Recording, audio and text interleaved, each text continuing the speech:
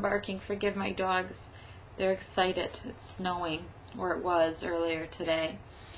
Anyhow, I want to give you some feedback first on your assignments.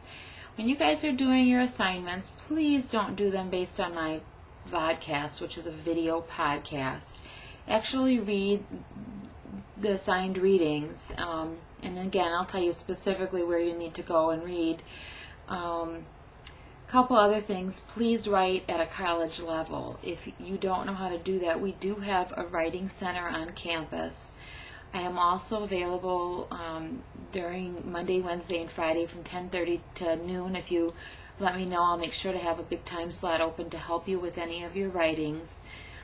Everybody seemed to have done well, and I was very pleased with that. So today's assignments are going to be in the same chapter.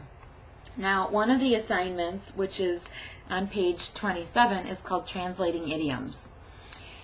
Idioms sounds like a big fancy word, and it's not. I've often made up the explanation for what it is, and hopefully it'll stick with you this way. I call it an idiotic expression. An idiom is an idiotic expression. For example, don't put the cart before the horse, or the apple doesn't fall far from the tree. If you're not familiar with, and English might not be your first language, idioms are common, they're odd.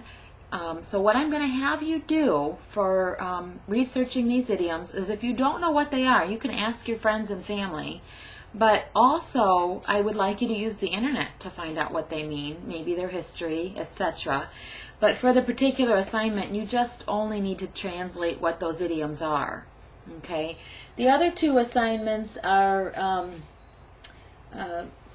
I guess, determining what would happen if you were in making a gesture of apology on the highway. You know, if you were kind of like that, or if you were kind of like, ooh, how that might be construed. And that's on page 26.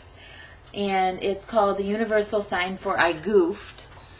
And it's exercise 1.8. Also on that page, you are going to do the body language interpretation. So if somebody is kind of wringing their hands, or making a steeple, or something like that, you're going to have to interpret that. If you don't know, you're going to have to ask your friends and family. And if they don't know, ask your other teachers. Ask your employer. They're very common. One thing I do is I tend to play with my hair a lot. That's more of a nervous habit, also just because I do. I think I just always have. So you're going to have to do those assignments. So 1.7, 1.8, and 1.10.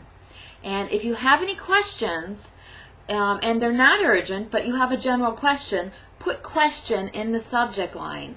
Please do not ask me a question. I might not open your email for 7 days, depending upon where in my grading cycle you're sending your work, and when in my grading cycle you're sending your work. So if you have a question and you want an answer, even if it's not an emergency, write question in the subject line.